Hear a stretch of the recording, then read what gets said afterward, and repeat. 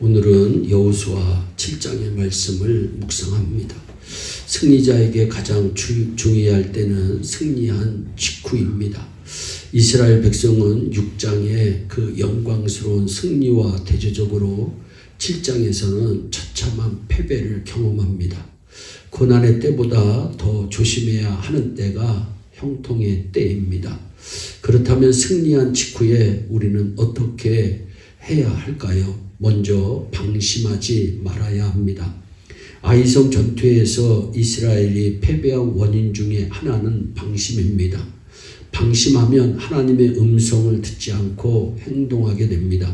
여호수아는 그동안 하나님의 음성을 들으면서 행동했었지만 7장에 와서는 하나님의 인도를 받았다는 흔적이 없습니다. 둘째, 방심할 때 과거의 승리를 자신의 노력의 결과라고 착각하게 만듭니다. 마지막으로 방심할 때 작은 것에 소홀하게 됩니다. 우리가 넘어지는 것은 큰 것이 아니라 작은 것에 넘어집니다. 또한 탐욕을 물리쳐야 합니다. 아이성의 전투에서 패배한 가장 중요한 이유는 아간의 탐욕 때문이었습니다. 아간의 죄를 다루시는 하나님의 손길을 통해 우리가 배워야 할 교훈이 있습니다. 먼저 하나님은 죄를 아주 싫어하시는 분이시다는 사실을 알아야 합니다. 둘째, 하나님은 아간의 죄를 아간의 한 사람의 죄로 보지 않으시고 이스라엘 전체의 죄로 간주하셨다는 것을 11절의 말씀을 통해서 알 수가 있습니다. 우리의 죄가 우리 자신에게만 영향을 끼치는 것이 아닙니다. 셋째, 아간은 탐욕 때문에 하나님의 말씀에 불순종합니다. 우리가 탐욕을 이기기 위해서는 첫째, 탐욕 앞에 굴복하지 않겠다고 결심하세요. 그리고 보는 것을 주의하시기 바랍니다. 셋째는 자족하는 삶을 살도록 하세요. 자족하는 삶을 살기 위해서는 나누어주는 삶을 살면 되는 것입니다. 마지막으로 잘못되었다고 생각되면 즉시 돌아오세요. 아간의 문제는 자신의 잘못을 빨리 회개하지 않은 것입니다.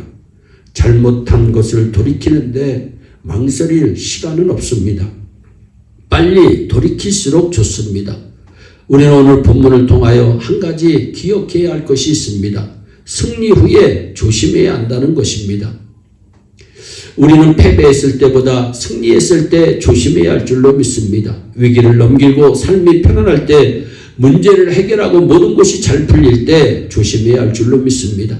어제의 승리가 우리 인생의 승리 전부가 아닙니다. 어제의 승리는 그저 어제의 승리입니다. 어제의 성공은 그저 어제의 성공입니다. 어제의 승리가 내일의 승리를 보장해 주지 않습니다. 우리는 성공과 승리를 맛보게 하신 하나님께 감사하고 조심해야 합니다. 이스라엘 백성들은 게임도 되지 않을 것으로 생각했던 아이성 전투에서 패배합니다. 그것은 이스라엘 백성들은 당시 난공불락의 성으로 불리던 여리고성을 손쉽게 무너뜨린 후 자만심에 빠져버렸기 때문입니다. 5장 1절을 보세요. 요단물을 건너자 가나안 사람들의 마음이 녹았고 정신을 잃었다고 했습니다. 6장 27절을 보세요. 여호와께서 여호수아와 함께 하시니 여호수아의 명성이 그 온 땅에 퍼지니라 말씀합니다. 여리고 함락 사건은 여호수아를 가나안 사람들에게 두려움과 공포의 존재가 되게 하기에 충분했습니다. 그 결과 여호수아와 이스라엘 백성들의 마음속에 서서히 자만심, 교만한 마음이 생겼습니다. 오늘 7장의 2절과 3절을 보세요. 여호수아가 여리고에서 사람을 베델 동편 벳 아웬 곁에 있는 아이로 보내며 그들에게 일러 말합니다. 올라가서 그 땅을 정탐하라. 그 사람들이 올라갑니다. 아이를 정탐하고 여호수아에게 돌아와서 말합니다. 그저 3,000명만, 이 3,000명만 올라가서 아이를 치게 하세요.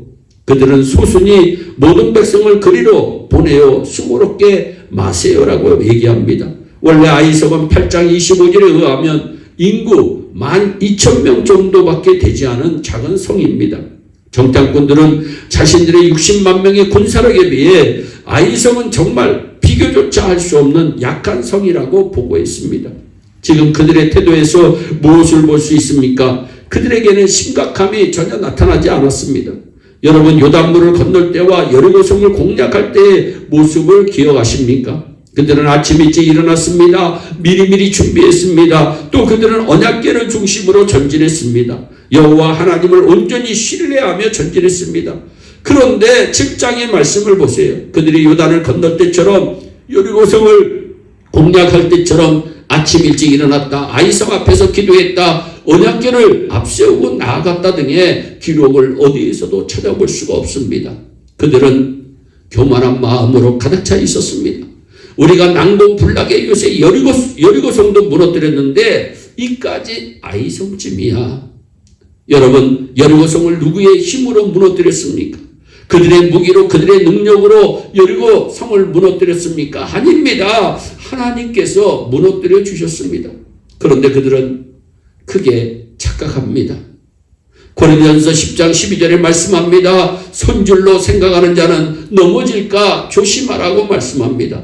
살아가는 여러분, 일이 잘 풀리고 있을 때, 승리했을 때 조심하시기 바랍니다. 하나님께서는 이미 여호수아서 6장 18절의 말씀을 통해서 분명하게 경고합니다. 바칠 물건을 스스로 삼가라고 경고합니다. 화를 당하게 할까 두려워하느라고 경고합니다. 하나님께서는 이스라엘 백성들에게 여리고성을 무너뜨린 후에 여리고성에서 얻은 전리품은 아무것도 손대지 말라고 말씀합니다. 그런데 이스라엘 백성 중에 한 사람, 아간이라고 하는 사람이 문제였습니다. 7장 21절에 의하면 그는 여리고성 안에 있던 아름다운 외투를 보는 순간 탐욕이 생깁니다. 또 은금을 보자 탐욕이 생깁니다. 그래서 그것을 아무도 모르게 땅속에 감춥니다. 하나님께서 그렇게 강력하게 말씀하신 경고를 그는 따르지 아니하고 불순종한 것입니다. 결국 아간 한 사람이 이스라엘 전체 공동체에 심각한 해를 끼칩니다. 우리가 살아가는 사회도 마찬가지입니다. 한 사람으로 말미암아 전체 공동체가 피해를 보게 됩니다. 예를 들어 대표이사 한 사람이 경영을 잘못하여 회사를 부도나게 하면 수천 수만 명의 직원들이 직장을 잃게 되고 그들에게 딸린 가족들은 엄청난 고생을 당합니다. 한 사람의 영향력은 대단합니다. 오늘 이스라엘 백성들이 당하는 고통의 원인이 무엇이었습니까? 아간이라고 하는 한 사람의 불순종 때문에 전체 이스라엘 공동체가 아이성 전투에서 패배합니다. 한 사람의 불순종이 이처럼 무섭습니다. 왜냐하면 그리스도인들은 운명 공동체이기 때문입니다. 그러므로 이제부터는 승리한 직후에 교만하지 말고 겸손하게 하나님을 신뢰합시다. 그리고 나 혼자만이 아닌 전체 공동체에 유익을 주는 삶을 사는 우리 모두가 되기를 주 예수 그리스도의 이름으로 축원합니다. 기도하겠습니다. 사랑의 하나님 참 감사합니다. 승리한 직후에 조심해야 하는데 방심하고 하나님 신뢰하지 못하고 교만해서 탐욕 때문에 넘어지고 교만한 마음 때문에 넘어져서 힘들어하는 이스라엘 백성들의 모습을 봅니다. 우리 예일의 성도들은 어디에 있든지 겸손하게 여호와를 신뢰하며 하나님의 말씀에 순종함으로 복받는 축복의 주인공들이 다 되게 하여 주시옵소서. 감사하고 예수님의 이름으로 기도하옵나이다. 아멘.